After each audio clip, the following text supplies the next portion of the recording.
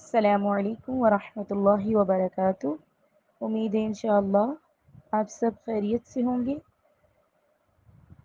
آج میں آپ کے سامنے انتہائی دلچسپ، حیرت انگیز واقعہ لے کر حاضر ہوئی ہوں۔ تاریخ اسلام کی ایک سچی اسٹوری ہے، اس کا نام ہے جنت کی کھجور۔ تو لیجئے اسٹوری کا آغاز کرتے ہیں۔ یثرب کی بستی، کھجوروں کی بستی، نبی کریم صلی اللہ علیہ وسلم کی آمد کے بعد مدینۃ النبی کہلایا کرتی تھی۔ اس میں ہر طرف مختلف باغات تھے، ایک دوسرے سے ملے ہوئے ان کے مختلف مالکان تھے۔ انہی باغات میں ایک یتیم بچے کا باغ بھی تھا۔ یتیم، جیسا کہ آپ سب جانتے ہیں، جس کے والد فوت ہو جائیں، ایسے بچے کو کہا جاتا ہے۔ اب اس یتیم بچے کے باغ کے ساتھ ایک دوسرے آدمی کا باغ بھی تھا۔ کھجوروں کے درخت اس طریقے سے آپس میں ملے ہوئے تھے کہ آندھی اور بارش میں کھجوریں نیچے گر پڑتی تو پھر تمیز کرنا مشکل ہو جاتی، یعنی پہچاننا مشکل ہو جاتا کہ یہ کس درخت سے گری ہیں۔ یتیم نے سوچا کہ کیوں نہ میں دیوار سے اپنے باغ کو الگ کر لوں تاکہ میری ملکیت واضح ہو جائے، کسی قسم کا تنازع اور جھگڑا نہ کھڑا ہو۔ چنانچہ اس نے دیوار بنانا شروع کی۔ جب اس نے دیوار بنانا شروع کی تو اس کے ہمسائے کی کھجور کا درخت درمیان میں حائل ہو گیا۔ دیوار سیدھی اس صورت میں ہوتی جب اس کو یہ درخت مل جاتا۔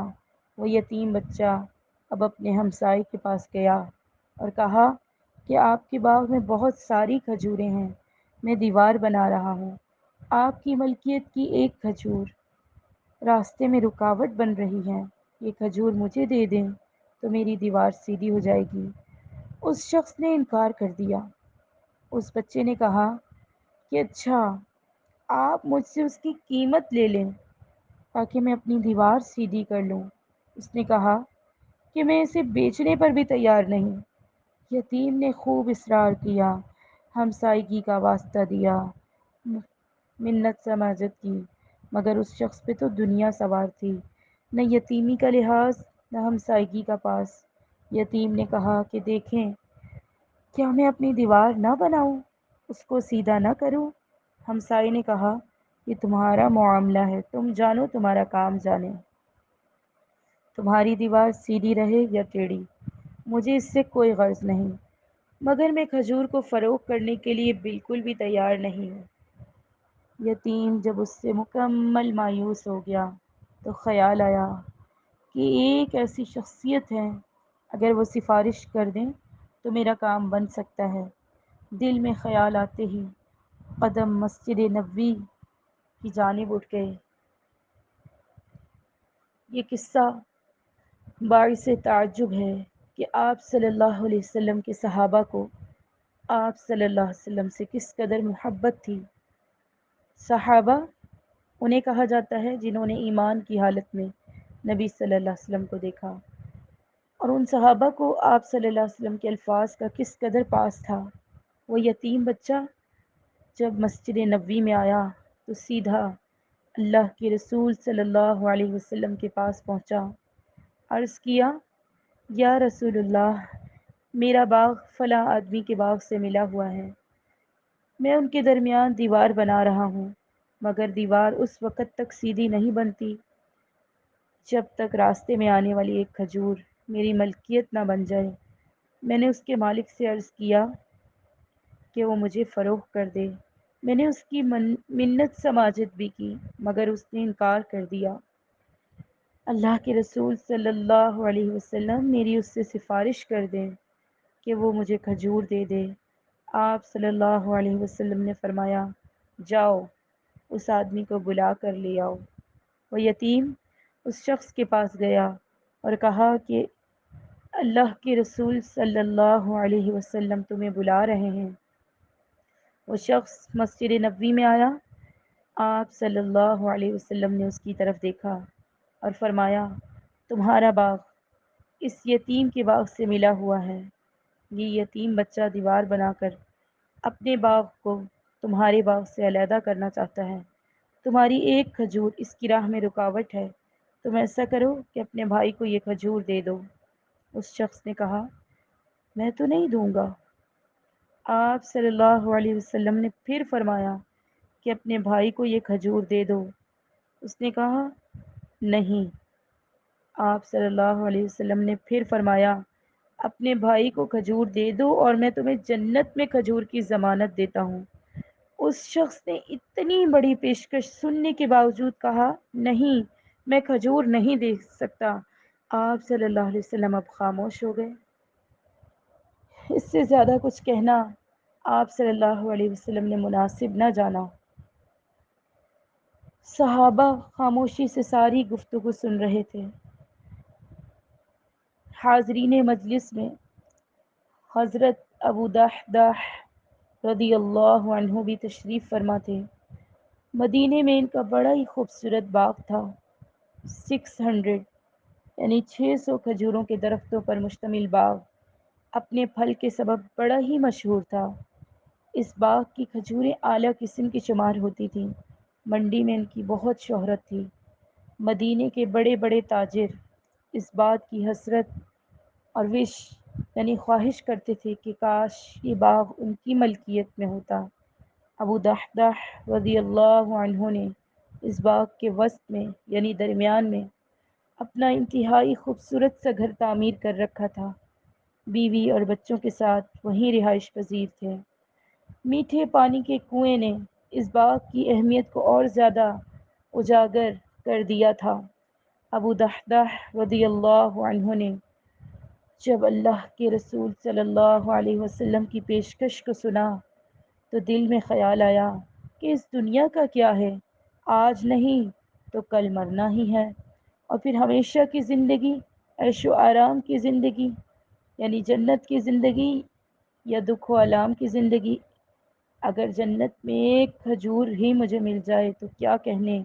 آگے بڑھے اور کہا، اللہ کے رسول صلی اللہ علیہ وسلم، یہ جو پیشکش آپ نے کی ہے صرف اسی شخص کے لیے محدود ہے، اسی شخص کے لیے ہے، یا اگر میں اس آدمی سے کھجور کو خرید کر اس یتیم بچے کو دے دوں تو مجھے بھی جنت میں کھجور ملے گی؟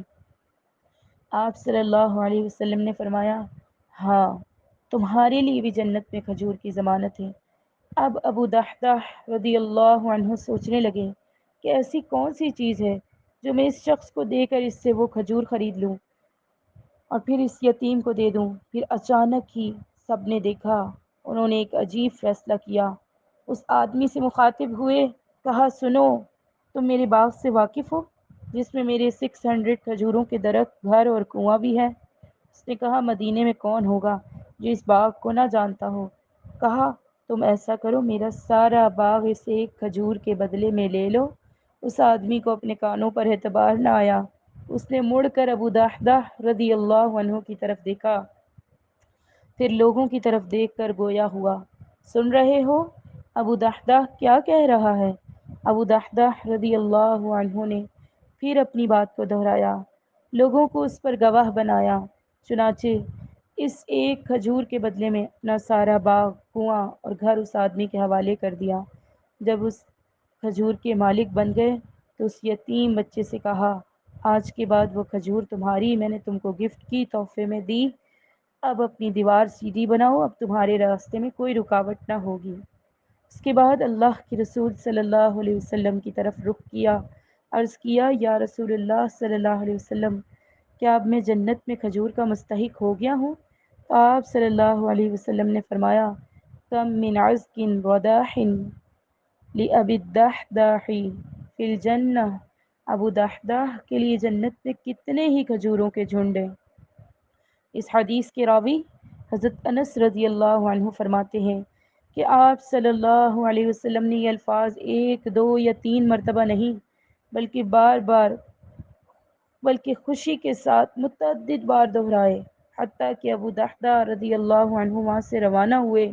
جنت میں باغات کی خوشخبری پانے کے بعد باغ کی طرف روانہ ہوئے۔ دل میں خیال آیا کہ ذاتی کپڑے، کچھ ضروری اغراض کی اشیاء تو وہاں سے لیتا ہوں، باغ کے دروازے پر آئے، اندر سے بچوں کی آوازیں سنائی دیں۔ بیوی گھریلو کام کاج میں مصروف، بچے کھیل رہے ہیں۔ خیال آیا کہ اندر جا کے بیوی کو خبر سناؤں، مگر پھر دروازے پر ہی رک گئے۔ آواز دی، اے ام دحدح! ام دحدح نے بڑا تعجب کیا کہ آج ابو دحدح باغ سے باہر دروازے پر کیوں رک گئے ہیں، اندر کیوں نہیں آتے؟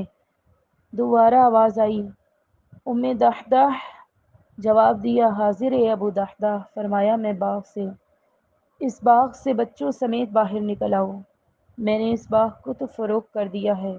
ام دحدح رضی اللہ عنہ نے کہا، آپ نے اس کو بیچ دیا ہے؟ کس کو فروخت کیا ہے؟ کون خریدار ہے؟ کتنے میں؟ فرمایا، میں نے اس کو جنت میں ایک کھجور کے بدلے میں فروخت کر دیا ہے۔ ام دحدح رضی اللہ عنہا نے کہا، اللہ اکبر! ربح البیع یا ابا الدحدح! آپ نے بڑا ہی منافع بخش سودا کیا ہے، اب باغ میں داخل نہ ہونا۔ بڑا ہی فائدہ مند سودا ہوا ہے۔ جنت میں ایک درخت جس کے نیچے گھڑ سوار 70 برس یعنی 70 ایئرز تک چلتا رہے تو اس کا سایہ ختم نہ ہو۔ ام دحدح رضی اللہ عنہا نے بچوں کو پکڑا، ان کی جیبوں کو ٹٹولا، جو کچھ ان میں تھا ان کو نکالا، کہا کہ اب یہ رب کا ہو گیا ہے، ہمارا نہیں، اور خالی ہاتھ باغ سے باہر نکل آئی۔ اللہ اکبر! ابو دحدح اور ام دحدح رضی اللہ عنہا کا یہ قدم، یہ کارنامہ کوئی معمولی کارنامہ نہیں۔ اللہ کے رسول صلی اللہ علیہ وسلم کی خواہش کو پورا کرنے کے لیے اپنا تن من دھن سب کچھ قربان کر ڈالا، اپنے آباد گھر باغ کنویں ہر چیز کو چھوڑ ڈالا اور ہمارے لیے مثالیں قائم کر گئے۔ اس کو کہتے ہیں اللہ کے رسول صلی اللہ علیہ وسلم سے محبت کرنے والے، اللہ سے محبت کرنے والے۔ ابو دحدح اور ام دحدح، ان پر اللہ کی رحمت کی بارش ہو۔ انہوں نے کتنی بڑی قربانی اور ایثار کا مظاہرہ کیا۔ بلا شبہ یہ ان کا کارنامہ تاریخ میں سنہری حروف سے لکھا گیا ہے۔ آج ہم اپنے ایمانوں کو چیک کریں، ہرگز ہم اس وقت تک نیکی کو نہیں پہنچ سکتے جب تک کہ اپنی محبوب ترین چیز اللہ کے راستے میں نہ خرچ کر دیں۔ لن تنالوا البر حتى تنفقوا مما تحبون، اس آیت کی تفسیر کے اندر بھی یہ واقعہ موجود ہے۔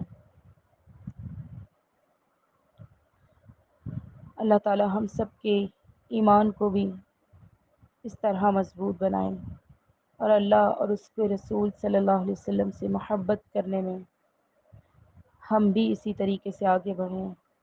آمین یا رب العالمین۔ السلام علیکم ورحمۃ اللہ وبرکاتہ۔